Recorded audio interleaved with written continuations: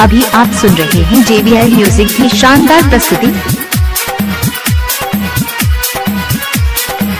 मांगेला सब तरीका तरीका बिहार वाला लइका, बिहार वाला लइका मांगेला सब तरीका तरीका ढोल वाला लइका, ढोल वाला लइका अलू हना छियर कृष्णा पर गोरी नोट ले लाना नैका रे नैका मांगेला सब तरीका तरीका बिहार वाला लइका, बिहार वाला लइका मांगेला सब तरीका तरीका ढोल वाला लइका, ढोल वाला लइका अलू हना छियर कृष्णा पर गोरी नोट ले लाना नैका रे नैका मांगेला सब तरीका तरीका बिहार वाला लइका, बिहार वाला लइका मांगेला सब तरीका तरीका ढोल वाला लइका।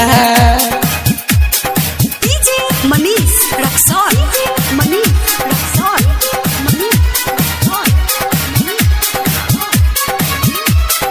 अभी आप सुन रहे हैं JBI म्यूजिक की शानदार प्रस्तुति। मिक्स बाय डीजे मनीष राज। अलू साटा पर नाचे तोहे खा जाई काछे जे भी आवे लाई हमार रानी के हो ना बाछे।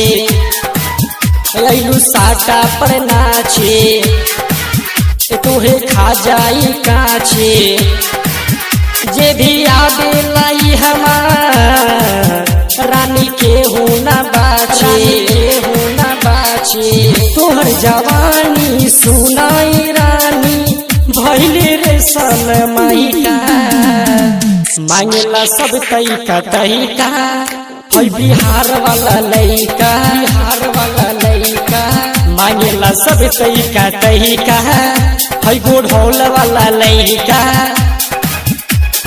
DJ Manish Raxaul, Manish Raxaul, Manish Raxaul.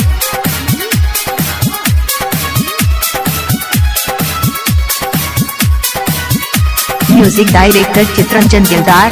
Mix by DJ Manish राज। कारी आँखों में कजरवा कके सुतेले पजरवा प्रेमी मनोज न छोड़ी चल नदी के किनारवा। कारी आँखों में कजरवा कके सुतेले पजरवा प्रेमी मनोज न छोड़ी चल नदी के किनारवा, चल नदी के किनारवा हाथे रोहित मुकेश के जवानी दे देना तू पैसा मांगेला सब तरीका तरीका बिहार वाला लइका, बिहार वाला लइका मांगेला सब तरीका तरीका ढोल वाला लइका।